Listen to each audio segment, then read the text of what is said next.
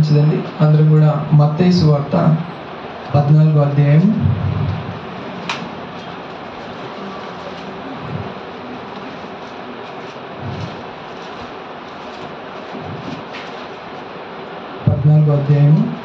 22వ వచనం నుంచి 24వ వచనం వరకు చదువుకుందాం. వెంటనే ఆ జన సమూహములను తాను పంపివేయనంతలో తన శిష్యులు దోణి ఎక్కి తనకంటే ముందుగా అద్దరికి వెళ్ళవలెనని ఆయన వారిని బలవంతం చేసెను.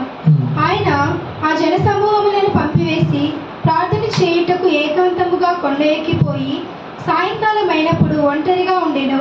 అప్పటికి ఆ దోణి దరికి దూరముగా ఉండగా గాలి ఎదురైనందున అలల వలన కొట్టబడుచుండెను. చాలా మహాపరిశుద్ధరానికి స్తోత్రములు. చదవబడిన ఈ యొక్క వాక్య భాగం నుంచి ఇంకొన్ని విషయాలు నేర్చుకుంటుండగా నీ ఆత్మ సహాయాన్ని నీ దాసుడికి అందజేసి ఈరోజు నీ బిడ్డలతో మాట్లాడి మమ్మల్ని అందరినీ కూడా బలపరచమని యేసుక్రీస్తు నామంలో ప్రార్థిస్తున్నాను తండ్రి, ఆమేన్.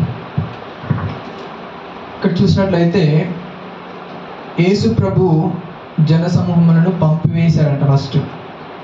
పంపివేశారంటే అంతకుముందు ఉంటేనే కదా పంపివేసేది. సో దానికన్నా ముందు పారాగ్రాఫ్లో ఒక పెద్ద అద్భుతం జరిగింది. ఏంటిదండి? 5 రొట్టెలు 2 చేపలు 5,000 మందికి పంచిపెట్టిన తర్వాత అందరూ శుభ్రంగా తిన్నారు. దాని తర్వాత జనాలందరినీ పంపించేశాడు. సాయంత్రం అయిపోయింది, మీరు మీ ఇంట్లోకి వెళ్ళిపోండి అని చెప్పేసి పంపించాడు. ఇక శిష్యులు ఉన్నాడు, యేసుప్రభు ఉన్నారు. యేసుప్రభు ఏం చేశాడంటే శిష్యులను కూడా మీరు కూడా వెళ్ళండి అని చెప్పేసి వాళ్ళని పంపించడం మొదలుపెట్టాడు. అయితే శిష్యులు అందరం కలిసి వచ్చాము, అందరం కలిసి వెళ్తాము, మమ్మల్ని ఎందుకు సపరేట్గా వెళ్ళమంటున్నారు అని చెప్పేసి కొంత మాత్రం వాళ్ళు మారం చేసి ఉండొచ్చు. అయితే అక్కడ రాయబడింది ఏంటంటే అద్దరికి వెళ్ళవాలని వారిని ఏం చేశారంట? 22వ వచనంలో అద్దరికి వెళ్ళవాలని వారిని బలవంతం చేశాడంట. బలవంతం చేశాడు. God force them. బలవంతంగా పంపించాడంట. సరే, ఆ బలవంతంగా పంపించిన సేఫ్గా ఆ దరికి వెళ్ళిపోతే అసలు గొడవ లేకపోయేది. కానీ ఏమైంది? వీళ్ళు వెళ్తుండగా మధ్యలో స్ట్రక్ అయిపోయారు. నడి సముద్రంలో ఇరుక్కుపోయారు. ముందుకు వెళ్ళలేక వెనక్కి రాలేక ఆ గాల్లో ఇరుక్కుపోయి ఆ యొక్క సుడిగుండాలాగా అక్కడక్కడే తిరుగుతూ ఉన్నారు. ఇక ఆ గాళ్ళకు అలలు, పెద్ద పెద్ద అలలు వస్తూ ఉన్నాయి. ఓడంతా అతలాకుతలం అయిపోతూ ఉంది. భయంకరమైన పరిస్థితులు. మనకు చాలాసార్లు అనిపిస్తూ ఉంటుంది. అప్పుడు అదే పొజిషన్లో మనం ఉంటే ఈ యేసు ప్రభు నిజంగా దేవుడేనా? ఎందుకంటే దేవుడైతే తెలిసి ఉండాలి కదా ఏం జరగబోతుందో ముందుగానే. పైగా మేము వెళ్ళమంటే బలవంతంగా పంపించాడు మళ్ళీ అని చెప్పేసి ఒకడొకటి వస్తూ ఉంటుంది చాలామందికి. మన జీవితాల్లో కూడా కొన్నిసార్లు అనిపిస్తూ ఉంటుంది, మనం వెళ్ళే ప్రయాణాలు గుండా వెళ్తూ ఉన్నప్పుడు మన జీవితాల్లో కూడా కొన్ని తుఫాన్లు వస్తూ ఉంటాయి, కొన్ని అలలు వస్తూ ఉంటాయి. అవి సడన్గా వచ్చేస్తూ ఉంటాయి. మనకు అర్థం కాదు. మేము మన భక్తిగానే ఉంటున్నాం కదా, చక్కగా దేవుని మందిరానికి వెళ్తున్నాం, మంచిగానే జీవిస్తున్నాం కదా, ఇవన్నీ ఎందుకు వస్తున్నాయి అబ్బా? అసలు ఎందుకు ఈ కష్టాలు వస్తున్నాయి? ఎందుకు ఈ బాధలు వస్తున్నాయి? ఎందుకు ఈ రోగాలు వస్తున్నాయి? ఎందుకు ఈ అప్పుల సమస్యలు వస్తున్నాయి? ఆర్థికమైన సమస్యలు వస్తున్నాయి? ఎందుకు ఈ ఫెయిల్యూర్స్ అవుతూ ఉన్నాయి అని మనుషులుగా మనం కొన్నిసార్లు కృంగిపోయిన పరిస్థితుల్లో ఆలోచిస్తే సాధారణమైన ఆలోచనలు ఇవన్నీ. ఓకేనా? అయితే ఈ శిష్యులను కూడా ఏం చేశారంటే బలవంతంగా పంపించారంట. బలవంతంగా అనే మాట it's not a positive word. అదేంటిది? Negative word. సో బలవంతంగా అంటే ఇష్టం లేకపోయినా సరే ఒకరిని ఫోర్స్ చేయడం అనమాట. సో అది మంచి పద్ధతి కాదు నిజానికి. కానీ దేవుడు యేసుక్రీస్తు ఫోర్స్ చేశాడు, వాళ్ళని బలవంతంగా పంపించడం జరిగింది. మనం కూడా కొన్నిసార్లు దేవుడు బలవంతంగా కొన్ని సిచ్యువేషన్లు గుండా తీసుకువెళ్తూ ఉంటాడు. మనకు అర్థం కాదు ఎందుకు అసలు ఈ సిచ్యువేషన్కి వచ్చాము, ఎందుకు ఈ పరిస్థితి వచ్చేసింది, ఎందుకు ఇలా అయిపోయిందని ఒక్కసారిగా షాక్ అయిపోయే పరిస్థితుల్లో కొన్నిసార్లు మన జీవితాల్లో కూడా ఉంటాయి. అయితే మీకు ఒక చిన్న ఉదాహరణ చెప్పి దీన్ని ఎక్స్ప్లెయిన్ చేయాలనుకుంటున్నాను. అయితే ఒక గ్రద్ద తెలుసు అండి. అడవికి రాజు ఏంటిదండి? సింహం. పక్షుల్లో రాజు గ్రద్ద. Okay, eagle. సో తనకి గూడు ఎక్కడ కట్టుకుంటుందంటే ఎక్కడ కట్టుకుంటుంది? కొండ చివర అంచుల్లో అది కట్టుకుంటుంది. వేరే పక్షులు అయితే చిన్న చిన్న చెట్ల పైన ఏదైనా బాగా బుగురుగా ఉన్న చెట్ల, ఇక కొన్ని అయితే ఇక ఏకంగా అపార్ట్మెంట్లో కూడా కట్టేస్తాయి. సో కొన్ని అట్లా ఉంటాయి. కానీ గ్రద్ద అలా కాదండి. అది ఎత్తైన స్థలంలో పెద్ద కొండ శిఖరం పైన వెళ్ళిపోయి అక్కడ గూడు కడుతుంది. ఎందుకంటే ఏ జంతువు కూడా వచ్చి దాని గుడ్లు తినకుండా ఉండాలని, తన యొక్క పిల్లలకి హాని చేయకుండా ఉండాలని చెప్పేసి పైన పోయి కట్టేస్తుంది. మంచిగా గూడు కట్టేసి గుడ్లు పెట్టేసి దాన్ని పొదిగి అది పిల్ల అయిన తర్వాత ఇది శుభ్రంగా వెళ్ళేసి వేటాడేసి ఫ్రెష్గా రక్తం ఉంటుతున్న మాంసాన్ని తీసుకొచ్చేసి ఆ పిల్లలకి భోజనం పెడుతుంది అనమాట, వడ్డిస్తుంది. అది శుభ్రంగా తింటాయి, ఆడుకుంటూ అందులోనే ఆ గూడులోనే ఉంటాయి. కొన్ని రోజులు అయిన తర్వాత ఇక ఆ గ్రద్ద ఏం చేస్తుందంటే, ఆ పిల్లలు కొంచెం ఎదుగుతున్న కొద్దీ ఏం చేస్తుందంటే వచ్చేసి మనకు అర్థమయ్యే భాషలో మాట్లాడుతున్నా, అది అట్లా మాట్లాడుతుంది అన్నట్టుగా. సో అందరు బయటికి రండి అని చెప్పేసి ఆ పిల్లలందరినీ కూడా అంటది అనమాట. అందరు బయటికి రావాలి, గుడిలో ఉండడానికి వీలు లేదంటే, లేదు మమ్మీ బాగానే ఉంది, మంచిగా మెత్తగా ఉంది అని చెప్పేసి ఆ పిల్లలు ఒకవేళ ఆ గూడులోనే ఎంజాయ్ చేస్తూ ఉన్నాయనుకో ఏం చేస్తుందంటే దాని కాళ్ళతో మొత్తం చెదిరేస్తుంది అనమాట. దాని గూడు మొత్తం చెదిరి పాడేస్తుంది. ఇక అక్కడ ఉండడానికి అసలు వీలు లేదు, ఇక వీలు లేకుండా చేసి పాడేస్తుంది. మొత్తం చేసేసి మీరందరూ పైకి రండి ఇంకా అని చెప్పేసి అందరిని అంటారు. అందరు లైన్లో పైకి రండి అని చెప్పేసి అంటే ఆ పిల్లలందరూ కూడా తల్లిని ఫాలో అవుతూ కొండ శిఖరానికి వెళ్ళిపోతారు అనమాట. వెళ్ళిపోయిన తర్వాత ఇప్పుడు తల్లి అంటది, ఇక మీరు దూకేయండి కిందికి అని అంటది. ఏమంటది? దూకేయండి కిందికి అని అంటది. అనేసరికి ఆ పిల్లలు అప్పుడే ఎదిగిన పిల్లలు, అప్పుడప్పుడే ఎదుగుతున్న పిల్లలు, వాళ్ళకి ఎప్పుడు ఎగరడాలు అలాంటివి ఏం తెలియదు వాళ్ళకి. సో అవి ఏం చేసినట్టు, ఏంటి మమ్మల్ని ఇంత పై నుంచి దూకమంటావు ఏంటి, వల్ల కాదు అని చెప్పేసి ఆ పిల్లలు ఒకవేళ అన్నాయి అనుకోండి ఏం చేస్తుందంటే, నువ్వు దిగుతావా నన్ను తోసేయమంటావా అని చెప్పేసి అని అది ఒక పిల్ల ఒకవేళ పిల్ల దూకడానికి టెన్షన్ పడతా ఉంటుంటే అదేం చేస్తుందంటే అదే తన ముక్కుతో ఇక్కడ నెట్టి పడేస్తుంది. నెట్టి పడేయగానే ఇక దాని బాధ కాదు, ఇక అది ఎప్పుడు ఎగిరిన ఎక్స్పీరియన్స్ లేదు, రెక్కలు అప్పుడెప్పుడే లేతవి. ఇక ఆ ఎగురుతూ కింద పడుతున్నప్పుడు ఇక దాని గోల కాదు, ఏంటి మమ్మీ ఇంత కషాయదానిలా ఉన్నావు, నేను ఇన్ని రోజులు మంచిదాను అని నేను అనుకుంటా ఉన్నాను, నన్నే చంపుదామని ప్లాన్ చేస్తావా, నీలాంటి రాక్షసుని నేను ఎక్స్పెక్ట్ చేయలేదు అని చెప్పేసి ఎన్నో తిట్టుకుంటా ఉండొచ్చు. అది ఇక ఆ గోళ్ళు వేసుకుంటా ఉల్టా పడుతూ తిరిగేస్తూ అటు ఇటు గాల్లో తేలుతూ అటు ఇటు కింద పడిపోయే పరిస్థితికి వస్తూ ఉంటుంది. దాని ప్రయత్నం దాన్ని చేస్తూ తన ప్రాణాలు కాపాడుకోవడానికి అదేం చేస్తుంటుంది, ఇక తనకు రెక్కలు ఉన్నాయి కాబట్టి తనకి ఎగిరినా ఎగరకపోయినా అలా ఆడిస్తూ ఉంటుంది. ఒకసారి ఎగరలేకపోవచ్చు, రెండుసార్లు లేకపోవచ్చు, అటు రబరబ కొట్టేసరికి ఒక్కసారిగా పైకి లేవడం జరిగింది. కింద పడిపోయే పరిస్థితికి వచ్చేసరికి అది తేలడం, పైకి ఎగరడం మొదలేసింది. ఇక మంచిగా గట్టిగా ఆ రెక్కలు ఆడిస్తూ పైకి వచ్చేసి ఇక తల్లితో గొడవ వేసుకోవడం మొదలుపెట్టింది. ఇక నువ్వు ఇంత కషాయదానం అనుకోలేదు, నన్నే చంపుదామని ప్లాన్ చేస్తావా, నువ్వు మా అమ్మ అని చెప్పేసి ఎంతో అల్లానుమతిగా మమ్మల్ని పెంచుతున్నావు అని చెప్పేసి మిమ్మల్ని ఎంతో ప్రేమిస్తే నువ్వు మమ్మల్ని చంపాలని చూస్తావా అని చెప్పేసి అంటే అప్పుడు తల్లి అంటది, నువ్వు ఎవరు బిడ్డవో తెలుసా అని చెప్పేసి అంటది. ఎవరు బిడ్డవే? నీ బిడ్డని అని అంటది. అయితే నేనేం చేస్తాను నీకు తెలుసా అని అంటది అన్నమాట. నేను పక్షులన్నిటిలో కూడా రాజుని, I'm the king of the birds. పక్షులు కిందనే ఎగురుతూ ఉంటాయి, కానీ నేను ఆ మేఘాలకు పైగా నేను ఎగరగలిగిన సత్తా నా దగ్గర ఉంటుంది. నేను సుడిగాలు వస్తూ ఉంటుంటే, ఆ తుఫాన్లు వస్తూ ఉంటుంటే మిగతా పక్షులు గుళ్ళల్లోకి వెళ్ళిపోయి దాక్కుంటాయి, కానీ నేనేం చేస్తానో తెలుసా, ఆ సుడిగాళ్ళను కూడా ఆ యొక్క పెద్ద తుఫాన్లు కూడా ఎదిరించి నేను ఆ మేఘాలకు పైకి వెళ్ళిపోయి ఎగురుతూ ఉంటాను. నేను అంటే వాటిని అధిగమించి కూడా నేను వెళ్ళగలిగిన క్యాపబిలిటీ నా దగ్గర ఉంటుంది. నేను అటువంటి ఉన్న క్వాలిటీస్ ఉన్న వ్యక్తి నేనైతే, నా పిల్లలుగా మీరు కూడా అలాంటి క్వాలిటీస్ మీ దగ్గర ఉన్నాయి.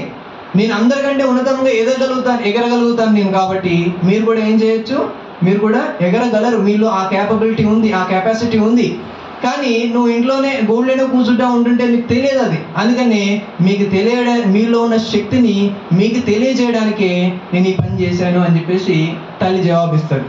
అప్పుడు అనుకుంటా ఉంటుంది, సరే పర్లేదు అనుకుంటుంది. అయినా నేను ఎగిరాను కాబట్టి సరిపోయింది, అసలు నేను ఎగరలేకపోయింటే ఆ బండకు తల్లి అక్కడ వచ్చేదాన్ని కదా, ఇప్పుడేం చెప్తావు అని చెప్పేసి అంటుంది అనమాట. అనేసరికి అప్పుడు ఆ తల్లి అంటది, ఎప్పుడైతే నిన్ను తోసేసానో నీతో కూడా నేను కూడా దూకేశాను. ఒకవేళ నువ్వు ఎగరలేని పరిస్థితే అయితే, నువ్వు చనిపోయే పరిస్థితే వస్తే నేనేం చేస్తుందంటే నా కాళ్ళతో నిన్ను మరలా పట్టుకొని నేను కాపాడేదాన్ని, కానీ నిన్ను చంపేదాన్ని కాదు అని చెప్పేసి అంటా ఉంటాను. హల్లెలూయా, హల్లెలూయా. అలాగే దేవుడు కూడా అంతేనండి. కొన్నిసార్లు బలవంతంగా మనల్ని తోసేస్తాడు, కొన్ని పరిస్థితుల్లోకి బలవంతంగా మనల్ని నెట్టేస్తాడు. కొన్ని పరిస్థితుల్లోనికి మనకు అనిపిస్తూ ఉంటుంది, ఆ పరిస్థితులు రాగానే దేవుడు ఇంత కషాయుడు ఏంట్రా బాబు, దేవుడు నమ్ముకున్నందుకు మనకి ఎటువంటి హెల్ప్ లేదు, ఎటువంటి ఎప్పుడు బాధలే వస్తూ ఉన్నాయి, ఎప్పుడు కష్టాలే వస్తూ ఉన్నాయి అని చెప్పేసి కొన్నిసార్లు మనం చదువుతూ ఉంటాం, గురుగుతూ ఉంటాం. కానీ వాటిలో నుంచి దేవుడు మనకి ఏదో నేర్పించాలని అనుకుంటా ఉన్నాడు, మనకేదో లెసన్ నేర్పించాలని దేవుడు ఆశిస్తూ ఉన్నాడు. నిన్ను హాని చేయడం కాదు ఆయన ఉద్దేశం, నిన్ను పర్ఫెక్ట్లోకి నడిపించడం, పర్ఫెక్ట్గా నిన్ను మార్చడం, నీలో ఉన్న శక్తిని, నీలో ఉన్న బలాన్ని, దైవికమైన బలాన్ని బయటికి తీసుకురావడం దేవుని యొక్క ఉద్దేశమే, కానీ మిమ్మల్ని బాధ పెట్టడం ఎంత మాత్రము కాదు. ఇక్కడ చూస్తే తుఫాన్లు వచ్చాయి ఎవరి జీవితాల్లోకి. శిష్యులు వెళ్తున్నప్పుడు తుఫాన్లు వచ్చాయి. తుఫాన్లు కొన్నిసార్లు ప్రతి ఒక్కరి జీవితంలో వస్తాయి ఏదో ఒక సందర్భంలో. ఆ తుఫాన్లు ఎందుకు కారణం అంటే కొన్నిసార్లు అవిధేయత వల్ల వస్తాయి. యోనా ఏం చేశాడండి, దేవుడి మాటకు విరోధంగా వెళ్ళినందుకు ఏమొచ్చాయి అక్కడ అలల చేత అక్కడ కూడా పడవ అతలకుతలం అయిపోయి మునిగిపోయే పరిస్థితి వచ్చింది. అక్కడ దేవుడు బలవంతంగా పంపించింది కాదు, అది ఏంటిది, తనకు తానుగా తెచ్చుకున్న కీడది, దేవుడికి విరోధంగా చేసి తెచ్చుకున్న కీడది. రెండోది, యేసుక్రీస్తు శిష్యులు అందరూ కలిసి ప్రయాణం చేస్తున్నప్పుడు అప్పుడు కూడా ఒకసారి వచ్చింది. అప్పుడు యేసుక్రీస్తు పడవలోనే ఉన్నాడు, గద్దించగానే ఆగిపోయింది.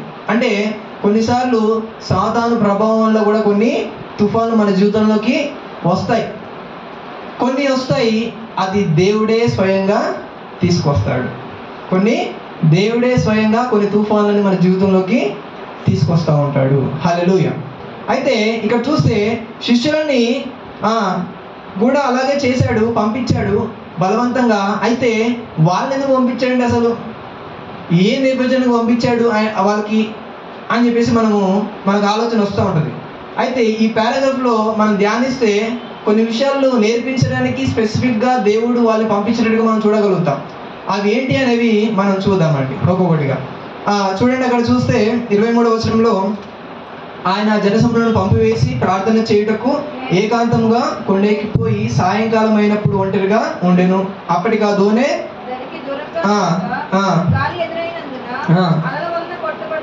అలల వల్ల కొట్టబడుచుండెను. రాత్రి 4వ జామున ఆయన సముద్రం మీద నడుచుచు వారి యొద్దకు వచ్చెను. ఎప్పుడంట, ఏంటిది, 4వ జామున, రాత్రి 4వ జామున అని రాయబడింది. అంటే ఏంటిది, జామ్ అంటే ఏంది అసలు? గులాబ్ జామ్, కిసాన్ జామ్ అనకండి. జామ్ అంటే ఎర్లీ మార్నింగ్. జామ్ అంటే ఏంది అసలు? ఇక్కడ ఏమనుంది, రాత్రి 4వ జామున అన్నాడు, పగలు 4వ జామున అంటే నువ్వు అన్నట్టు జామ్ అంటే పగలు అనొచ్చు. అక్కడ ఏమనుంది, రాత్రి 4వ జామున అన్నది. జామ్ అంటే అర్థం ఏంటి అసలు? మనం చదువుతాం చాలాసార్లు, కొన్ని వర్డ్స్ మనకు అర్థం కాకపోయినా అట్లా ఫ్లోలో వెళ్ళిపోతూ ఉంటుంది. అయితే జాము అంటే 3 hours, okay, combination of 3 hours. రాత్రి 4వ జాము అంటే ఎప్పటి నుంచి ఎప్పటి వరకు స్టార్ట్ అవుతుంది అంటే, రాత్రి అనేది ఎప్పటి నుంచి స్టార్ట్ అవుతుందండి? 6కి స్టార్ట్ అవుతుంది. 6 to మార్నింగ్ 6 వరకు అది రాత్రి జాము కింద వస్తుంది. అయితే ఇక్కడ చూస్తే రాత్రి మొదటి జాము అంటే ఎక్కడి నుంచి ఎక్కడి వరకు ఉండొచ్చు? 6 to 9. రెండవ జాము అంటే 9 to 12. మూడవ జాము అంటే 3. నాలుగో జాము అంటే 3 to 6. ఓకే, 4వ జాము అంటే ఏ టైంలో ఉన్నారు వాళ్ళు? 4 నుంచి 6 మధ్యలో ఎక్కడో ఉన్నారు. ఇక అంటే వీళ్ళు ఎప్పుడు బయలుదేరారు అసలు? పడవ ఎక్కింది ఎప్పుడు? సాయంకాలం అయినప్పుడు అని అక్కడ ఉంది. అంటే ఆల్మోస్ట్ 5:30, 6 o'clock అట్లా వాళ్ళు ఎక్కారు పడవ. అంటే ఇప్పుడు ఎన్ని అవర్స్ దాదాపుగా పడవలో చావు బతుకులో కొట్టుమేటలు ఆడుతూ ఉన్నారు వీళ్ళు? ఆల్మోస్ట్ ఒక 8 hours అనుకుంటా. 6 to 8 hours వాళ్ళు ఆ యొక్క పడవలో ఏమవుతూ ఉన్నారు? అతలాకుతలంలో ప్రాణాపాయ స్థితిలో ఉండిపోయారు, ఇరుక్కుపోయారు. ఇక ఎప్పుడో చేరాల్సిన అద్దరికి కూడా చేరలే వాళ్ళు. అక్కడ అద్దరి ఇంకా దూరంగా ఉండగా ఆగిపోయింది అది. ఒకవేళ అద్దరి దగ్గరగా ఉంటే దూకేసి ఏదో ఇదో కొట్టుకొని వెళ్ళిపోవచ్చు, కానీ ఎటు కాకుండా మధ్యలో ఆగిపోయింది అది పడవ. ఇక అక్కడ అలలు వస్తున్నాయి, తుఫాన్లు వస్తున్నాయి, అతలాకుతలం అయిపోతుంది పడవ, మునిగిపోతుందన్న భయము. ఇదంతా ఉంది. ఆ టైంలో ఏం చేశారంటే యేసు ప్రభు సముద్రము మీద నడుచుచు శిష్యులు వారి ఎదుకు వచ్చెను. ఆయన సముద్రం మీద నడుచుట శిష్యులు చూచి తొందరపడి భూతమని చెప్పుకొని భయము చేత కేకలు వేసిరి.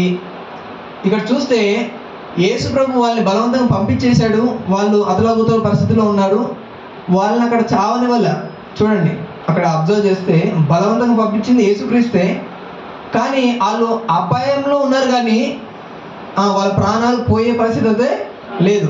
అపాయంలో ఉన్నారు, బట్ ప్రాణాలకి ఎటువంటి హాని అక్కడ జరగట్లేదు. సో దేవుడు పంపిస్తే అపాయంలో ఆపదలు వస్తాయి, కానీ నీకు ఏ హాని కూడా అక్కడ జరగదు.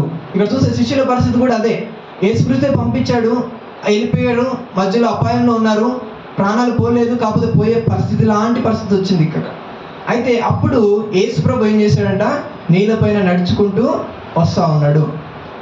అది చూసిరంట. చూసేసి యేసు ప్రభు మంచి వైట్ డ్రెస్సులు వేసుకొని అట్లా వస్తున్నారేమో. వీళ్ళేమనుకున్నారు, ఇక అమ్మో భూతం వచ్చేసిందిరా బాబు, దయ్యం వచ్చేసిందిరా బాబు.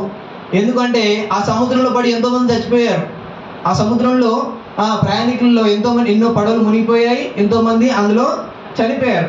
ఇంకేమనుకుంటున్నారంటే ఈ సముద్రంలో చచ్చిపోయిన మనుషులు ఎవడో లేచారు, నడుచుకుంటూ వస్తున్నారు, మనం మునిగిపోతలేం, పర్లేదురా బాబు అని కూడా దయ్యం వచ్చి మనం చంపేలా ఉంది అని చెప్పేసి వీళ్ళు కేకలు వేస్తున్నారంటే, అమ్మో దయ్యం భూతం అని కేకలు వేస్తూ ఉన్నారు. మనకి ఎంత భయం అంటే రాత్రి పూట కనిపించకుండా తాడు తక్కిన పాము అని చెప్పేసి కాల్చే రకం ఉంటుంది. అంత భయం ఉంటుంది అనమాట. ఇక్కడ చూస్తే రాత్రి కాలంలో పైగా ఒక మనిషి నడుచుకుంటూ వస్తున్నాడంటే అన్ఇమాజినబుల్. ఇక అది ఎప్పుడు చరిత్రలో ఎక్కడ జరిగిన విషయం, ఖచ్చితంగా అది దయ్యమే ఇక అని చెప్పేసి ఫిక్స్ అయిపోయి కేకలు వేయడం మొదలుపెట్టారు. మనం ముందుగానే ప్రీజడ్జ్ చేస్తూ ఉంటామన్నమాట కొన్ని సిచ్యువేషన్స్లో. మేము గుంటూరులో ఉన్నప్పుడు ఒక పాస్టర్ గారి ఇంటి దగ్గర ఉన్నామన్నమాట. ఆయన బాగాలేకపోతే నన్ను పంపించారు అక్కడ వాకింగ్ చెప్పాను కొన్ని రోజులు. అయితే వెళ్ళిన తర్వాత వాళ్ళ భార్య కూడా ముస్లాం, బాగా ఏజ్డ్. సో తనకు హార్ట్ అటాక్ వచ్చి చనిపోయింది. ఆమె చనిపోయిన తర్వాత వాళ్ళ కూతుళ్ళు వాళ్ళ అబ్బాయి వచ్చేసి సమాధి కార్యక్రమాలు చేసేసి పంపించేశారు. అయితే ఆ ఇంట్లో ఇప్పుడు ఎవరున్నారంటే వాళ్ళ పెద్ద కూతురు ఉంది, ఆ పాస్టర్ గారు పెద్ద ఆయన ముస్లాం ఉన్నాడు. వాళ్ళతో పాటు ఒక పని చేసి ఒక దానమ్మ అని ఆమె కూడా కొంత ఏజ్డే ఆమె ఉందనమాట. ఆమెకి ఏంటిదంటే చెవుడు, అసలు నువ్వు గట్టిగా అరిసినా సరే ఆమె కొన్నిసార్లు అర్థం కాదు, అట్లాంటి చెవుడు అనమాట ఆమెకి. అయితే రాత్రి పూట ఈయనని హెల్ప్ చేయడానికి ఆమె ఉందనమాట. పాస్టర్ గారికి హెల్ప్ చేయడానికి ఉంది, సమర్పించుకొని నేను పాస్టర్ గారికి హెల్ప్ చేస్తాను అన్నయ్యకి అని చెప్పేసి ఆమె ఉందనమాట. సో ఆయన రాత్రిపూట పడుకున్నప్పుడు ఆయన పిలుస్తూ ఉన్నాడు, దానమ్మ అంటే అసలు లేవస్తూనే లేదు. నేను ఒక హాల్లో పడుకున్నాను, అక్క వేరే రూమ్లో పడుకుంది, ఈమె కూడా హాల్లో పడుకుంది. గట్టిగా అరుస్తూ ఉన్నాడు, ఈయన వేరే రూమ్లో ఉన్నాడు, పిలుస్తూ ఉంటే ఆమె లేవట్లేదు. వాళ్ళ అమ్మాయి లేచింది. ఇక వాళ్ళ అమ్మాయి ఏం చేసిందంటే వాళ్ళ అమ్మ మీద ప్రేమతో వాళ్ళ అమ్మ చీరలు కట్టుకునే తిరుగుతూ ఉంది. అయితే ఇక పడుకొని ఉండి పిలుస్తూ ఉండేసరికి లేచి వెళ్తూ ఉన్నప్పుడు ఈమె దారిలో అడ్డులో పడుకుంది అనుకుంటే, అడ్డుగా ఆ చెయ్యి ఇట తొక్కేసింది. తొక్కుకుంటే వెళ్ళిపోయింది చూడకుండా.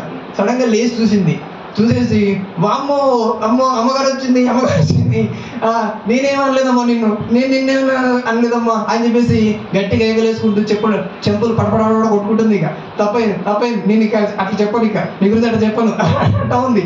ఏం చెప్పిందో ఇక. అయితే ఇక అనేసరికి ఈమె భయం అయిపోయింది, ఇదేంటి ఇట్లా చేస్తానని చెప్పేసి ఈమె అయిపోయి ఏమి వెళ్ళిపోయి ఆ రూమ్లోకి ఆమె వెళ్ళిపోయేసరికి నేను లేచి చూసేసరికి ఏది పెద్ద హంగామా జరుగుతుందని చెప్పేసి పిలిచేసి, ఏందమ్మా ఎందుకు అట్లా అరుస్తున్నావు అని చెప్పేసి అంటే, చనిపోయిన అమ్మగారు వచ్చింది అని అంటారు. అదేసరికి ఆకని పిలిచి పిలవగానే ఇక వచ్చింది. ఆమె కూడా వచ్చేసి నీ భయంతో నన్ను చంపేటట్టున్నావు కదా అని చెప్పేసి తిట్టి పంపించడం జరిగింది. అంటే మనుషుల ఇమాజినేషన్ ఎటువంటిదంటే, చీకట్లో కొద్దిగా ఏదైనా కనిపించినట్టు ఏదైనా అనిపించింది అనుకోండి, ఖచ్చితంగా అది ఏమనుకుంటాం, ఇక దయ్యం అని చెప్పేసి అనుకుంటా ఉంటాం. సో అది కామన్. అయితే ఇక్కడ శిష్యులు కూడా అలాగే యేసుక్రీస్తుని ఎప్పుడు నడవడం చూడలేదు కాబట్టి ఏమనుకుంటున్నారు, ఇక దయ్యం భూతం అని చెప్పేసి అనుకుంటా ఉన్నారు. అప్పుడు యేసుప్రభు అంటాడు, ఏమంటాడండి, ధైర్యము తెచ్చుకొనుడి, నేనే భయపడకూడని వారితో చెప్పగా. అక్కడ చూస్తే యేసుప్రభు అంటున్నాడు, భయపడకండి, నేనే అని చెప్పేసి అంటున్నాడు. నేనే అనే పదము మనకు సింపుల్గా అనిపిస్తూ ఉన్నది జనరల్గా చదువుతూ ఉన్నప్పుడు. నేనే అంటే మనం కూడా మాట్లాడుతాం కదా, నేనే అని చెప్పేసుకుంటాం కదా, అట్లా చెప్పాడేమో క్యాజువల్గా అనుకుంటూ ఉంటాం. కానీ ఇన్ ద గ్రీక్ వర్డ్, అంటే గ్రీక్లో మనం చూసినట్లయితే ఐ యామ్ హీ అన్నాడు అనమాట. యాక్చువల్గా ఏంటిది? ఐ యామ్ హీ అంటే ఆయనను నేనే అన్నట్టు అనమాట. ఆయన ఎవరు? ఆయన ఎవరు? అసలు నేనే అనే పదం ఎక్కడ స్టార్ట్ అయింది? యెహోవా ఎక్కడ? ఎవరితో ఉంటుండే? అబ్రహాముతో అన్నాడా? మోషేతో అన్నాడు. ఎప్పుడు అన్నాడు? మండుచున్న పొద మోషే కనిపించినప్పుడు ఏందబ్బా దగ్గరకు వస్తూ ఉంటుంటే అప్పుడు మాట్లాడతాడు. దేవుడు మాట్లాడుతుంటే నువ్వు ఎవరని చెప్పాలి వాళ్ళ దగ్గరికి వెళ్ళినప్పుడు అంటే, నేను ఉన్నవాడను అనువాడను, I am that I am, అంతే. దేవుడికి నిజానికి పేరు లేదండి. దేవుడికి పేరు లేదు, పెట్టలేము కూడా. ఎందుకంటే ఆయనను పరిపూర్ణంగా వర్ణించే పదాలు లేవు అసలు భూమి మీద. అందుకని అన్ని ముక్కలు పెట్టి పిలుస్తూ ఉంటాం. ఆయన చూస్తున్నవాడు, ఆయన వింటున్నవాడు, ఆయన స్వస్థపరిచేవాడు, ఆయన అద్భుతాలు చేసేవాడు, అద్భుతకరుడు, ఆశ్చర్యకరుడు అని ఎన్నో ముక్కలు చేస్తే కొన్ని అవే కొన్ని వందలు ఉన్నాయి అవి. అంటే యేసుకు దేవుణ్ణి పరిపూర్ణంగా వర్ణించి ఒక పేరు అనేది లేదు భూమి మీద. అందుకని ఆయన అంటే నీ పేరేమని చెప్పాలంటే నేనే, I am that I yam అని చెప్పేసి అంటాడు అనమాట. నేను ఉన్నవాడును, నేను అనువాడును, ఉన్నవాడును అని అంటాడు కదా. సో యేసుక్రీస్తు దేవుడు అని చెప్తున్నాడు, నేనే అని చెప్తున్నాడు ఇండైరెక్ట్గా. అది పాస్ట్లో కూడా నేనే, ప్రజెంట్లో నేనే, ఇన్ ద ఫ్యూచర్ నేనే, అంటే ఎప్పుడు నేను ఉండేవాడినే అన్నట్టుగా అనమాట. ఇక్కడ చూస్తే యేసుక్రీస్తు కూడా అదే పదం ఉపయోగిస్తాడు. ఏమంటాడంటే ఆయనను నేనే అని చెప్పేసి. హల్లెలూయా. ఈ శిష్యులకు అంతకుముందు తెలుసా ఈ విషయము? అస్సలు తెలియదు. యేసుక్రీస్తు అంటే ఒక మంచి టీచర్, మస్తు బోధిస్తాడు, చక్కగా మంచి ప్రసంగం చేస్తాడు. ఈజ్ ఏ మంచి ఫిజిషియన్, మంచి డాక్టర్, ఎవరైనా రోగాలతో వచ్చిన వారిని బాగు చేస్తాడు అని, దయ్యాలు వెలగొట్టగలుగుతాడు అని ఇవి మాత్రమే తెలుసు. కానీ ఆయన ఒక దేవుడుగా వాళ్ళు ఎప్పుడూ యేసుక్రీస్తుని చూడలేకపోయారు. ఆయన గురువుగాను, లేకపోతే ఆయన మంచి టీచర్ గాను, ఒక మంచి బోధకుడుగానే చూశారు తప్ప ఆయనని ఈ లోకాన్ని సృష్టించిన సృష్టికర్త ఈయననే అని వాళ్ళు ఎప్పుడు కూడా గమనించలేకపోయారు.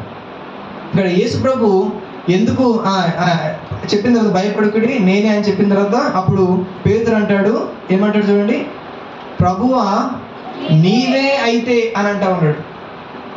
అక్కడ చూస్తే నీవే ఆయన అయితే అనే మాట అసలు యాక్చువల్గా నీవే యెహోవా ఆ రోజు మోషేతో మాట్లాడిన దేవుడు నీవే అయితే అనే మాట ఉపయోగిస్తున్నాడు. అంటే వాళ్ళు గమనించగలిగారు ఏమని, ఆయన ప్రభు అయి ఉన్నాడు. ఏంటిది? ఏది నార్మల్గా మనుషుల మీద ప్రభుత్వం చేసే రాజు కాదు, లేకపోతే ఒక టీచర్ కాదు. ప్రభు అంటే సర్వలోకానికి ఆయన ప్రభు అయి ఉన్నాడు అని చెప్పేసి వాళ్ళు గమనించగలిగారు. అందుకే అంటున్నాడు ప్రభువా నీవే అయితే అని అంటా ఉన్నాడు అక్కడ. అంటే ఇక్కడ ప్రభు అనే మాట ఎప్పుడు పిలిచిన పదంతో కాదండి, అది ఎప్పుడు క్యాజువల్గా యేసుక్రీస్తుని పిలిచిన పదం కాదు అది. ఇక్కడ ఏమంటుందంటే సర్వలోకానికి ప్రభు, సర్వలోకానికి లార్డ్ అంటారు అన్నమాట. జనరల్గా ఇజ్రాయెల్ ప్రజలు యెహోవాని యెహోవాని పిలవరు, యెహోవాని పిలవరు, లార్డ్ అంటారు అనమాట. ఆయన ప్లేస్లో అడోనాయ్ అని వాడతారు అనమాట. ఎందుకంటే యెహోవా అనే పదాలను పలకడం కూడా వాళ్ళు భయపడతారు, ఆ పదం వాడరు. ఎందుకంటే నా నామమును వ్యర్థంగా ఉచ్చరించరాదు అనే మాట ఆ యొక్క పరిశుద్ధ గ్రంథంలో ఉంది, ఆ పదాజ్ఞలో ఉంది. అందుకనే వాళ్ళు యెహోవా అనే మాట వాళ్ళు ఎక్కువ వాడరు అసలు. జనరల్గా వాళ్ళు ఏం చేస్తారంటే లార్డ్ అని అడోనాయ్ అనే పదం వాడుతూ ఉంటారు హెబ్రీలో. అంటే ఇక్కడ చూస్తే యేసుక్రీస్తుని డైరెక్ట్గా యెహోవాని పిలవకుండా ఇండైరెక్ట్గా పిలుస్తున్నాడు. ఏమని? లార్డ్ అని చెప్పేసి పిలుస్తూ ఉన్నాడు. హల్లెలూయా, హల్లెలూయా. ఇక్కడ చూస్తే యేసుక్రీస్తు ఎందుకు వారిని బలవంతంగా పంపించాడు అని అంటే వాళ్ళకి ఒకటి తెలియచేయడానికి. ఏమని? నేను కేవలము ఒక మంచి మనిషిని, ఒక మంచి బోధకుడిని కాదు, నేను ఈ సర్వ సృష్టికి ఒక ప్రభువునై ఉన్నాను అని చెప్పేసి తెలియజేయడానికి. హల్లెలూయా.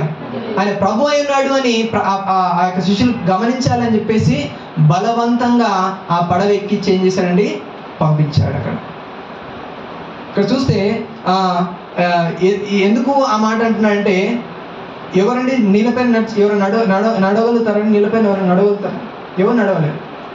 ఎవరు నడవగలుగుతారు అంటే దాని మీద ప్రభు ఉన్నవాడు మాత్రమే నడవగలుగుతారు. జనరల్గా చూడండి, మేము ట్రైనింగ్ చేసేటప్పుడు ఒక చర్చ్కి వెళ్ళాం. ఒక చర్చ్కి వెళ్ళినప్పుడు అక్కడ ఒక పాస్టర్ గారి ఇంటికి వెళ్తున్నప్పుడు గేట్ వేసారనమాట. మేము వెళ్తున్నాము, గేట్ తీసాము, లోపలికి వెళ్తున్నాము. లేదు నేను నాతో పాటు ఇంకొక అబ్బాయి జూనియర్ ఇద్దరం వెళ్తున్నాము. సడన్గా 2 కుక్కలు వచ్చాయండి. వాళ్ళ ఇంట్లో వాళ్ళు పెంచుకునే కుక్కలు 2. అవి భయంకరంగా ఉన్నాయి. అవి ఎగబడి గట్టిగా కేకలు వేసుకుంటూ అరుచుకుంటూ మొరుగుతూ మీదకి వచ్చేసరికి భయపడి వెంటనే వెనక్కి వెళ్ళిపోయి డోర్ పెట్టేశారు. డోర్ పెట్టేసి చూసరికి వీడు లేడు. వీడెక్కడ పోయాడు రా బాబు అని చెప్పి చూడగానే ఆ లోపల ఉండడం భయంతో చూడగానే వీడి ఏకంగా రోడ్డే దాటిపోయాడు అవతలికి. అయితే ఇంకా నేను దాన్ని ఎందుకంటే నేను వాటిని ఏదో కంట్రోల్ చేయడానికి ప్రయత్నం చేస్తా ఉన్నా. అది ఇంకా గట్టిగా అరుస్తూ ఉన్నా, ఇంకా గట్టిగా కోపంతో అంటా ఉన్నా. ఇంకా అని చెప్పేసరికి పాస్టర్ గారు వచ్చాడు. పాస్టర్ గారు వచ్చేసి నోర్మై నమ్ముగా అని చెప్పేసాను. కానీ ఇప్పుడు మెల్లగా వెళ్ళిపోతున్నాయి. నేను అంతసేపు నేను అదే అరుస్తున్నాను, నోర్మై అంటుంటే అవి ఏం చేస్తున్నాయి, ఇంకా గట్టిగా అరుస్తూ ఉన్నాయి. కానీ పాస్టర్ గారు వచ్చేసి నోర్మై లోపలికి వెళ్ళిపో అనగానే సైలెంట్ అయిపోయి 2 కుక్కలు తోక ముట్టుకుని వెళ్ళిపోతా ఉన్నాయి. ఎందుకు? ఆయన మాట ఎందుకు వింటున్నాయి? ఆయన వాటికి యజమానుడై ఉన్నాడు కాబట్టి. హల్లెలూయా. రోడ్డు మీద వెళ్ళే ప్రతి ఒక్కడి మాట అవి వినవు. దాని యజమానుడు ఎవడైతే ఉంటాడో వాళ్ళ మాటలే అవి వింటాయి. అలాగే యేసుక్రీస్తు కూడా సర్వ సృష్టికి యజమానుడు అని రుజువుపరచడానికి ఆయన ఏం చేశాడండి?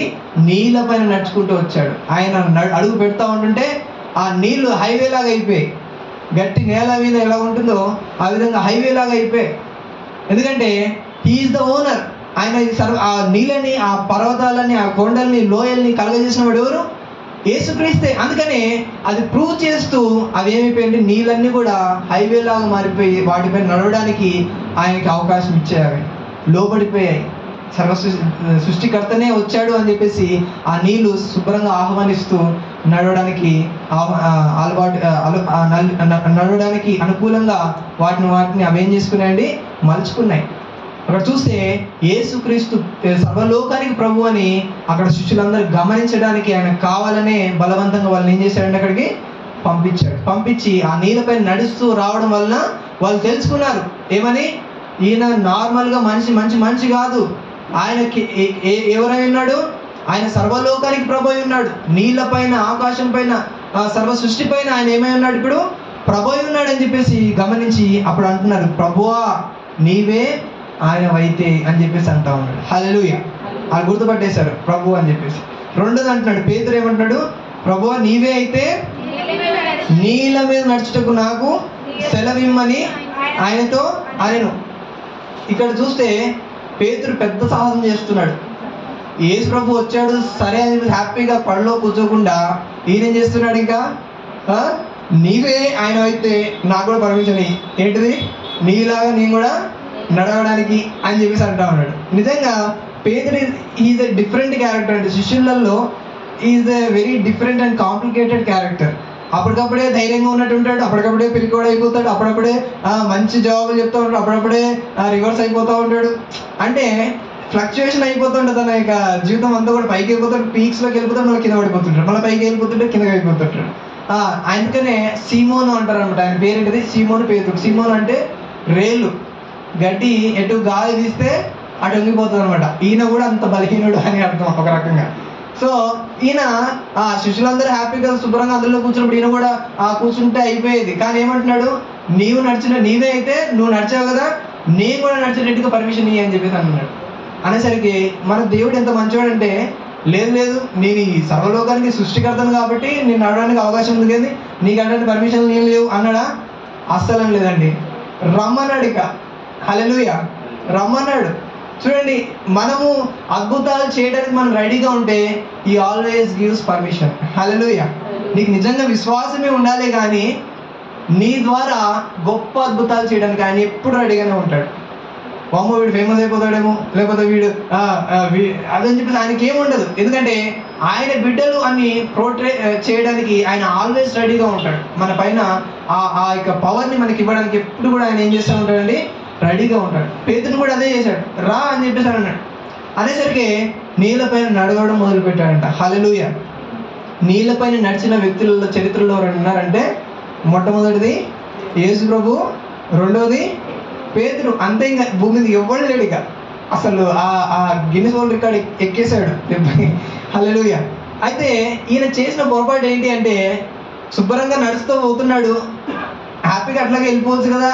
ఏం చేశాడు, మరలా అటు చూశాడు, ఇక తలకాయ తిప్పాడు. ఎటు తిప్పాడు, ఆడు అలలు, పెద్ద పెద్ద అలలు అని వస్తూ ఉన్నాయి, సౌండ్లు వస్తూ ఉన్నాయి. ఇటు చూసేసరికి అంత పొంగుతూ ఉన్నాయి అలలన్నీ కూడా. చూశాడు, నేను ఎక్కడ ఉన్నాను, ఏంది పడవేది అక్కడ ఉంది, యేసుప్రభు అక్కడ ఉన్నాడు, నేను మధ్యలో ఉన్నాను, ఇక్కడ చూస్తే వస్తున్నాయి అని చెప్పేసి ఒక్కసారికి ఏమైపోయింది, ఇది నిజమా, కలనా, నిజమా, నేను నిజంగానే నడుస్తున్నానా అని చెప్పేసి ఆ యొక్క అవిశ్వాసంలోకి వెళ్ళిపోయి ఏమైపోయాడు, ఇక మునిగిపోవడం మొదలుపెట్టాడు. అప్పటిదాకా ధైర్యంగానే నడిచాడు, యేసు ప్రభువుని చూస్తూ హ్యాపీగా ముందుకు నడుస్తూ వస్తున్నాడు. కానీ ఎప్పుడైతే తన మైండ్ డైవర్ట్ అయిందో, తన యొక్క చూపు, తన ఫోకస్ అనేది డైవర్ట్ అయిందో, తనలో ఉన్న విశ్వాసం ఏమైపోయింది, వెంటనే చెప్పాను కదా పీక్స్లోకి వెళ్ళిపోతాడు, పట్టున కింద పడిపోతాడు. ఇక ఆయన విశ్వాసం కూడా అట్లాంటిది, పీక్స్లోకి ఉంది. ఫస్ట్ మంచిగా నడిచాడు కొంత దూరం, మళ్ళీ వెంటనే ఈ యొక్క సినారియోని చూడగానే మళ్ళీ తన విశ్వాసం అంతా కూడా ఏమైపోయింది, కింద పడిపోయింది. ఇక విశ్వాసం లేకపోతే నీళ్ళపైన నడవడం అసాధ్యం. ఇక మునిగిపోవడం మొదలుపెట్టినప్పుడు అక్కడ ఆయనకు ఒక ఛాన్స్ ఉంది. ఏంటిది, వెనకాతల శిష్యులు ఉన్నారు, పడవలో ఉన్నారు, ముందు యేసు ప్రభు ఉన్నాడు, మెజారిటీ వెనకాతలనే ఉంది, పడవ కూడా ఉంది సేఫ్గా లాగడానికి. ఎవరిని పిలవాలి, జనరల్గా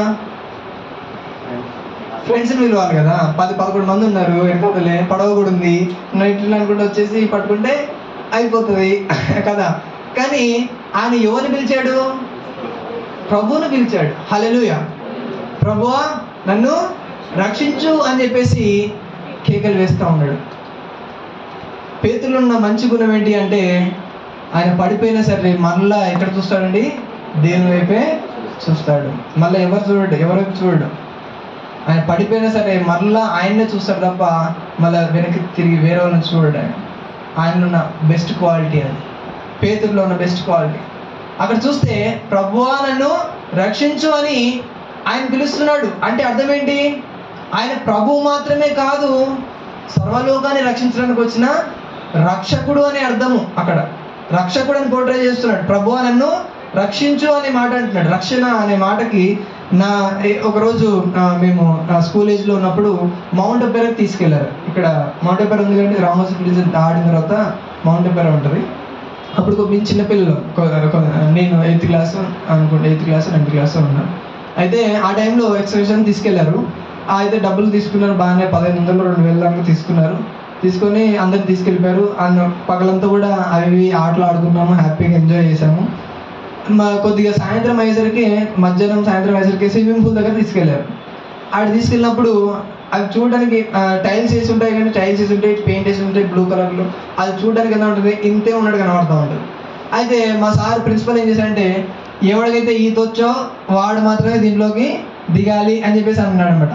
అనేసరికి ఈత వచ్చిన వాళ్ళు సీనియర్స్ ఉంటారు కదా, 10th క్లాస్ వాళ్ళు 9th క్లాస్ వాళ్ళు వచ్చేసి వచ్చినోడు మాకు వస్తాడనగానే వెళ్ళి ఆ డ్రెస్ వేసుకుంటారు, దానికి సంబంధించి స్విమ్మింగ్ పూల్ డ్రెస్ వేసుకుని పోనండి, డ్రెస్ వేసుకుంటున్నారు, హ్యాపీగా దూకేసి ఈతలు కొడుతున్నారు. ఇక నాకు చూస్తూ నాకు బాధ అనిపిస్తూ ఉంది, ఇన్ని డబ్బులు కట్టి వాళ్ళు ఆడుతూ ఉంటే నేను చూడడం ఏంటి అని చెప్పేసి నాకు అనిపిస్తూ ఉంది అనిపించి అయినా నీళ్ళు పెద్ద లోతుగా ఏం లేదు కదా, ఈసారి ఎంత భయపడతాడు ఏదో మా అంటే 7 వరకు ఉంటాయి కదా అంతే కదా అని చెప్పేసి నేను అనుకొని ఇట్లా కాదు, నేను కూడా ఎట్లా సరే ఆడుకోవాలి నీళ్ళలోకి అని చెప్పేసి ఆ సార్ దగ్గరికి వెళ్ళి, సార్ నాకు కూడా ఈత వచ్చు సార్ అని చెప్పేసి అనేసరికి మరి ఏంట్రా ఎంతసేపు వెయిట్ చేస్తున్నావు, వెళ్ళు తొందరగా డ్రెస్ వేసుకుని పోయి ఆడుకోకపోసేపు వెళ్ళిపోవాలి మనందరం కూడా అన్నాడు అనమాట. సరే అని చెప్పేసి హ్యాపీగా వెళ్ళిపోయి ఇక డ్రెస్ మార్చేసుకొని ఆ మెట్ల దగ్గర మెల్లిగా దిగుతూ నా లోతు ఎంతవరకు అవసరం ఉంటుందో అంతవరకు మెల్లిగా మెట్ల దగ్గర దిగుతూ ఇక అక్కడక్కడ ఏదో నా స్వల్పానందంతో ఎంజాయ్ చేస్తున్నా. అయితే నా ఫ్రెండ్ ఒకడు ఉన్నాడు ఏదో, వాడేం చేశాడంటే నేను ఇట్లా ఒక రావడం చూశాడా, వీడు వెళ్ళాడుగా మనం కూడా వెళ్ళొచ్చు అనుకుని వాడు వచ్చేసి సార్ నాకు ఈత వచ్చు సార్ అని చెప్పేసి అన్నాడు. అందరికి అరే వెళ్ళంటాం ఆయన తొందరగా వెళ్ళిపోవాలి మనం అని చెప్పేసి ఆయన కూడా పంపించేసి వాడు డ్రెస్ వేసుకొని వచ్చేసి అని కూడా వస్తామండి. ఇక అక్కడ వస్తామంటే అరే నీకు ఈత రాదు కదా ఎందుకు వస్తున్నావు అంటే అప్పచ్చా నీకు వచ్చు మరి అని చెప్పేసాను. ఏం చేస్తామండి, ఇద్దరు దొంగలు ఒకే ఇంట్లో దూరితే ఎవడు పని అటు చేసుకుని పోవాలి. అంతేగాని వాడిని చూసి వీడు మేము చూసి వాడు దొంగ అని అనుకో ఫోన్ వచ్చింది అంతాడు. ఇక సో సైలెంట్గా అయిపోయి ఇక సరేలేరా నీదేదో అనుకొని నేను కొంచెం నా పీకల దాకా వచ్చి హైట్కి వెళ్ళిపోయి అక్కడ ఊరికనట్ట మునుగుతున్నా లేస్తున్నా ఎంజాయ్ చేస్తున్నట్ట. వీడు కొంచెం నాకంటే పొట్టిగా ఉంటాడు అనమాట, భుజాల వరకే ఉంటాడు. సో వాడు ఏం చేశాడంటే మెట్ల దగ్గర దిగి అక్కడక్కడ ఆడుకుంటూ వాడు ఏం చేశాడంటే అరే నీ దగ్గరకు వస్తాను రా అని చెప్పేసి ఇట్లా ఒక మునిగి ఇట్లా అనుకుంటే ఈత వచ్చిన వాళ్ళ వచ్చేసి నాకే నిలబడ్డాడు. వాడు నా భుజాల వరకు ఉన్నాడంటే ఏమవుతాడండి, మునిగిపోతాడు కదా. వాడు చక్కగా వచ్చేసి నాకే నిలబడితే అసలు తలకాయ తేలుతలేదు పైకి. ఇక వాడికి ఏం చేయాలి అర్థం కాలేదు, అంటున్నాడు ఇక అనేసి బుడగలు వస్తున్నాయి, ముక్కుల నుంచి నోట్ల నుంచి బుడగలు వచ్చేస్తున్నాయి. భయపడిపోతున్నాడు, కంగారు పడిపోతున్నాడు, గట్టిగా చెట్టు పట్టేసుకొని ఇటు ఊరుతున్నాడు. అరే ఏం చేస్తున్నావు అంటే వింటలేడు. ఇక వాడు భయం వాడితే ఇక అటు చేసుకుంటా గట్టిగా నన్ను పట్టేసుకున్నాడు, నా కాలు పట్టేసుకున్నాడు అనేసరికి నేనంటే కింద పడిపోతున్నా. అరే వదిలేరంటే వదిలిపెట్టి గట్టిగా పట్టుకుంటున్నాడు, లెగుతామని చూస్తున్నాడు నా మీదకి. అదే చేసి ఇక అది ఎట్లా ఉంటుంది, స్లాంటింగ్ ఉంటుందండి. ఫస్ట్ టాప్లో ఉంటుంది, ముందుకు వెళ్తా ఉంటాడు, లోపలికి వెళ్ళిపోతూ ఉంటుంది, స్లాంటింగ్ ఉంటుంది అది ఆ స్విమ్మింగ్ పూల్. అయితే నేను ఉండేసరికి వాడు నా మీద ఎక్కి అది చేస్తున్నసరికి నేను కింద పడిపోయా, ఇద్దరం లోపలికి వెళ్ళిపోయాం. ఇంకా మొత్తం లోపలికి వెళ్ళిపోయాం. ఇంకా లోపలికి వెళ్ళేసరికి నేను నిలబడినా అసలు నేను మునిగిపోతున్నా, వాడు మునిగిపోతున్నాడు. ఓ బాబు అని చెప్పేసి వాడిని కింద తోసేసి పైకి ఎక్కేసి వాడి మీదకి ఎక్కేసి సార్ నాకు ఈత రాదందాం అనుకునేసరికి వీళ్ళు ఆగుతున్నాడు, కిందికి వీళ్ళు ఆగుతున్నాడు, వీడు ఎక్కుతున్నాడు, అంటున్నాడు, నేను లాగేస్తున్నాడు, ఊపిరి ఆడట్లేదు ఇద్దరికి. ఇంకా వాడి మీదకి నేను వాడిని ఎక్కడ దిగుదామనే ఉన్నాం. ఇక చుట్టుపక్కల అందరూ చప్పలు కొడుతున్నారు, బాగా ఆడుతున్నారు. ఈ ఆడడం పొందారు చాలా బతుకులో మేము కొట్లాడుతూ ఉంటుంటే వీళ్ళు చప్పలు కొడుతూ ఉన్నారు. ఇంకేం చేయాలి అర్థం కాదు, వాడికి అర్థమయ్యేటట్టు చెప్దామనేసి వీళ్ళు ఆగేస్తున్నాను నన్ను. ఇక ఇట్లా కాదని చెప్పేసి వాడు నేను కొద్దిసేపు అట్లా కుతలం అయిపోయి వాడి మీద ఇద్దరం తన్నుకొని వాడు అటు మూలకి వెళ్ళిపోయాడు, మేము ఇటు మూలకి వెళ్ళిపోయాం.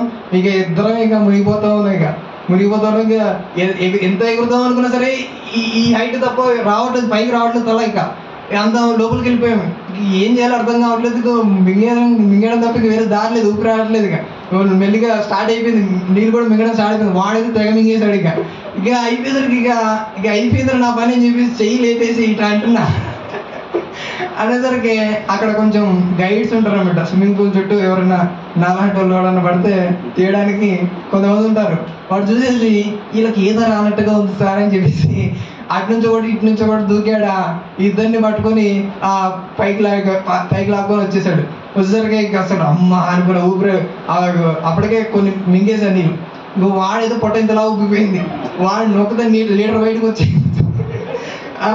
ఇక మా సార్కి పిచ్చ కోపం వచ్చేసి రై ఏంట్రా మీకు రాకపోతే ఎందుకు వెళ్ళాలి, మీరు చస్తే ఎవడరా రెస్పాన్సిబిలిటీ అని చెప్పేసి గట్టిగా అరిచేసి ఇక వెళ్ళిపోయి ఇక్కడ నుంచి నాకు కనిపించదు అని అనేసరికి వెళ్ళిపోయి డ్రెస్ చేసుకుని వెళ్ళిపోవడం జరిగింది. అప్పుడు మనం పంపించేసిన తర్వాత వాళ్ళని పిలిపించి థ్యాంక్ యూ బాబు, మా పిల్లల్ని రక్షించారు, లేకపోతే ఎంత ప్రమాదం జరిగేదో మాకు తెలీదు, థ్యాంక్ యూ అని చెప్పేసి అన్నాడు. అక్కడ చూస్తే రక్షించినందుకు చాలా థ్యాంక్ యూ అని అన్నాడు. రక్షణ అంటే అర్థం ఏంటిదంటే ప్రాణాపాయం నుండి రక్షించడం, అది రక్షణ జనరల్. కానీ యేసుక్రీస్తు యొక్క రక్షణకి అర్థం ఏంటి అంటే ఈ శారీరకమైన ప్రాణాపాయం నుండి తప్పించడమే కాదు, ఆత్మను కూడా నరకంలో నశించిపోకుండా రక్షించగలిగిన సమర్థుడై ఉన్నాడు. హల్లెలూయా. ఈ మనుషులు ఒక టెంపరీగా నన్ను కొన్ని శారీరకంగా కొన్ని దినాలు రక్షించారేమో కావచ్చేమో, కానీ పర్మనెంట్గా రక్షించగలిగిన రక్షకుడు ఎవరంటే ప్రభు అయిన యేసుక్రీస్తు. హల్లెలూయా. అందుకనే పేతురు యేసు వైపు చూస్తూ ప్రభువా నన్ను రక్షించు అని అంటూ ఉన్నాడు. అంటే ఆయన ప్రభు మాత్రమే కాదు, సర్వలోకానికి రక్షించడానికి వచ్చిన రక్షకుడు అని వాళ్ళు ఏం చేశారు, గుర్తుపట్టగలిగారు. హల్లెలూయా. ఆయన ఆ పరలోకాన్ని విడిచిపెట్టి భూలోకానికి వచ్చాడు. ఎందుకంటే అందరూ పాపంలో మునిగిపోయి ఉన్నారు, ఎవ్వడు పరిశుద్ధుడు లేడు భూమి మీద, ఎవ్వడు నీతిమంతుడు లేడు, అందరూ చావు బతుకుల్లో కొట్టుమిట్లు ఆడిపోతున్నారు పాపంలో. వాళ్ళ నరకానికి సమీపంలో ఉంటున్నప్పుడు యేసుక్రీస్తు పరలోకాన్ని విడిచిపెట్టేసి భూలోకానికి వచ్చి అందరినీ చేయించి ఏం చేస్తున్నాడండి, పైకి రక్షిస్తూ ఉన్నాడు, చేయించి కాపాడుతూ ఉన్నాడు. అలా కాపాడిన వాళ్ళనే మనందరం ఇక్కడ కూర్చున్నామంటే హల్లెలూయా. అలాగా లోకంలో నశించిపోతున్న మనలందరినీ కూడా ఆయన చేయించి ఏం చేశాడండి, మనలందరినీ బయటికి లాగాడు. మనల్ని ఈరోజు ఇక్కడ కూర్చోబెట్టాడంటే మనం చాలా ధన్యులము. హల్లెలూయా. ఇక్కడ చూస్తే పేతురుని కూడా ఏం చేశాడంట, యేసుక్రీస్తు ఆయన చెయ్యి ఇచ్చి ఆయన లేపాడు. నువ్వు పాపంలో పడిపోయినప్పుడు, దేవునికి దూరం అయినప్పుడు ఆయన మొరపెట్టుకుంటే చాలండి, ఆయన ఖచ్చితంగా వచ్చి ఏం చేస్తాడండి, మనల్ని ఆ పరిస్థితిలో నుంచి మనల్ని బయటికి లాగుతాడు. నువ్వు నా చెప్పిన మాట లేదు, నీ చావు నువ్వు చావు అని చెప్పేసి ఆయన అండండి. నువ్వు నిజంగా ఆయనకి నిజంగా ప్రార్థన చేసి ఆయన వైపు తిరిగి ఆయనకు మొరపెట్టుకుంటే ఆయన మనల్ని రక్షించడానికి ఎప్పుడు కూడా తన హస్తము సమీపంగా మనకి ఉంటుంది. హల్లెలూయా. ఇక్కడ చూస్తే యేసుక్రీస్తు ఆయనని బయటికి లాగినప్పుడు ఆయన రెండోది ఏం ప్రూవ్ చేసుకున్నాడు, ఆయన ప్రభు మాత్రమే కాదు, ఆయన లోకానికి రక్షకుడై ఉన్నాడని చెప్పేసుకున్నాడు. హల్లెలూయా. మూడోది చూద్దామండి. మూడోది ఏం గమనించారు వాళ్ళు? 31.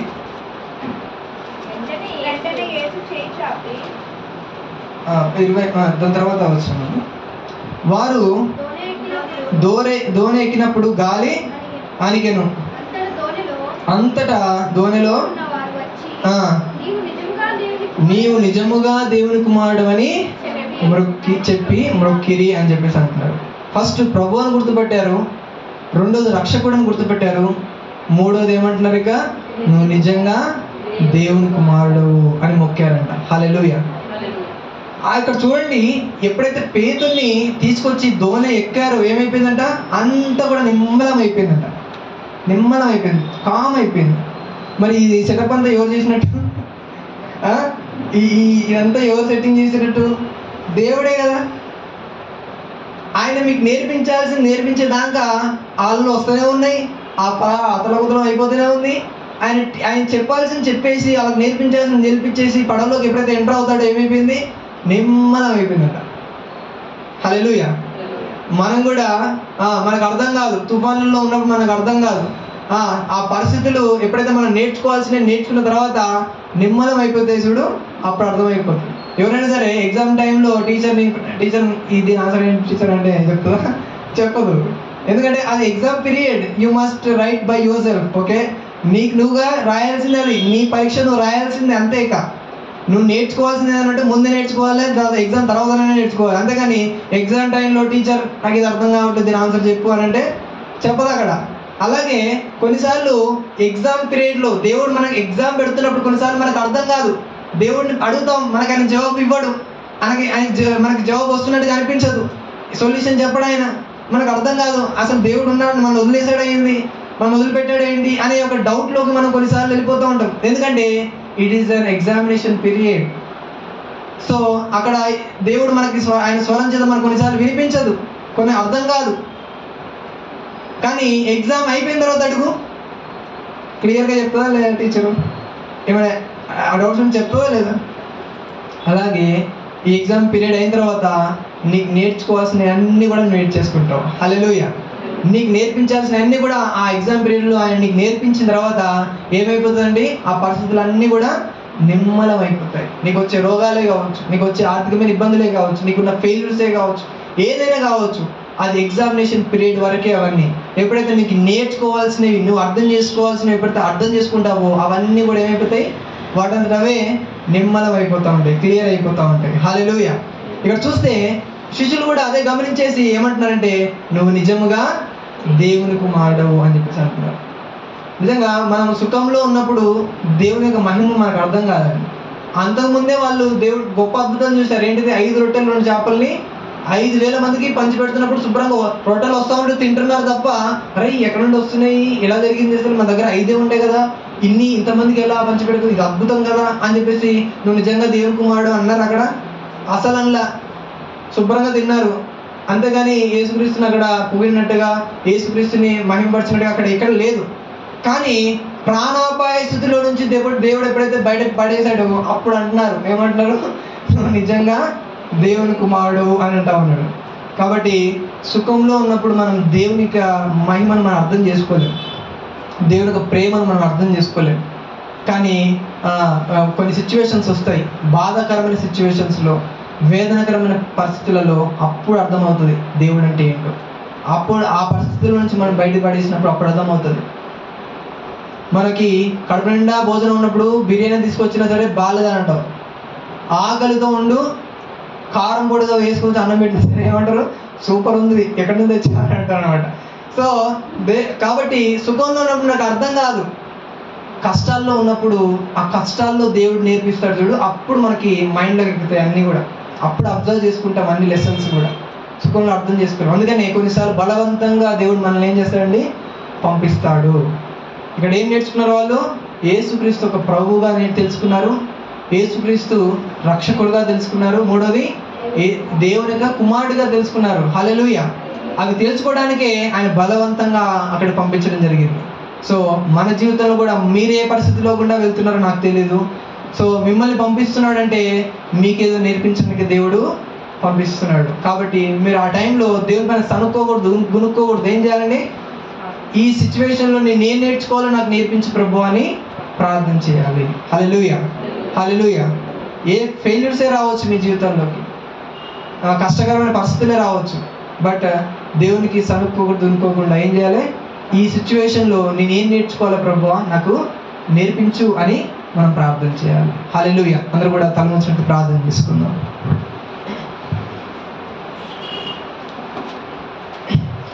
స్తోత్రం, స్తోత్రం, స్తోత్రం. హల్లెలూయా, హల్లెలూయా, హల్లెలూయా, హల్లెలూయా.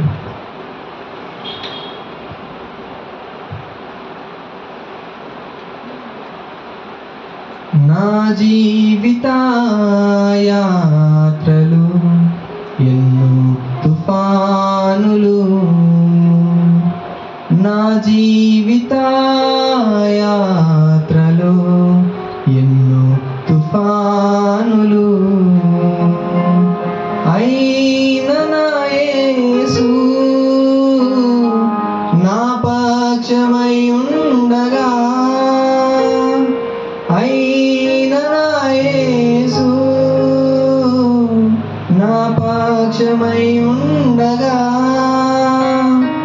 తుఫానులైనా పెనుగాలులైనా, తుఫానులైనా పెనుగాలులైనా ఆపలేవు నా యాత్రను, ఆపలేవు నా యాత్రను. నా విశ్వాసవోడ యాత్ర కొనసాగుచున్నది, నా విశ్వాసవోడ యాత్ర కొనసాగుచున్నది. కొనసాగించే యేసు నాకు తోడుండగా, కొనసాగించే యేసు నాకు తోడుండగా, తుఫానులైనా పెనుగాలులైనా, తుఫానులైనా పెనుగాలులైనా ఆపలేవు నా యాత్రను, ఆపలేవు నా యాత్రను. స్తోత్రం. అవునైనా ప్రభు, తుఫానులు వచ్చిన, అల్లు వచ్చిన అవి ఆపలేవు మా యొక్క విశ్వాస యాత్రను.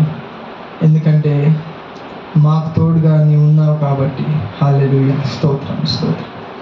మా జీవితాల్లో తుఫానులు వచ్చినప్పుడు మేము కూడా ఆ శిష్యులు నేర్చుకున్నట్టుగా నీ మహిమను మేము తెలుసుకోవడానికి సహాయించి, నీ ప్రేమ ఎంత గొప్పదో అర్థం చేసుకోవడానికి సహాయించి, నీ కృప ఎంత గొప్పదో అర్థం చేసుకోవడానికి సహాయించి, నీ అద్భుతాలు ఎంత గొప్పవో మా పైన నువ్వు ఎంత కనికరం చూపిస్తున్నావో మేము అర్థం చేసుకోలేకపోతున్నాం కొన్నిసార్లు. అయ్యా, కష్టకాలంలో మేము నేర్చుకోవాల్సిన విషయాలు మేము నేర్చుకోవడానికి కృప చూపించు. మా జీవితంలో ఉన్న తుఫానులను, ఆయా అలలను అణిచివేయండి. మమ్మల్ని కూడా నిమ్మలపరచండి, మా జీవితాలను కూడా సమాధానపరచండి. తండ్రి నీకు స్తోత్రం చెల్లిస్తున్నాను. హల్లెలూయా, హల్లెలూయా, స్తోత్రం, స్తోత్రం, స్తోత్రం. అలాగే మనం బలిలో పాలు పొందాం. ఈ వారం, గత వారం అంతా కూడా దేవునికి విరుద్ధంగా ఏమైనా కార్యాలు చేసినట్టయితే దేవుని సన్నిధిలో ఒప్పుకుందాం.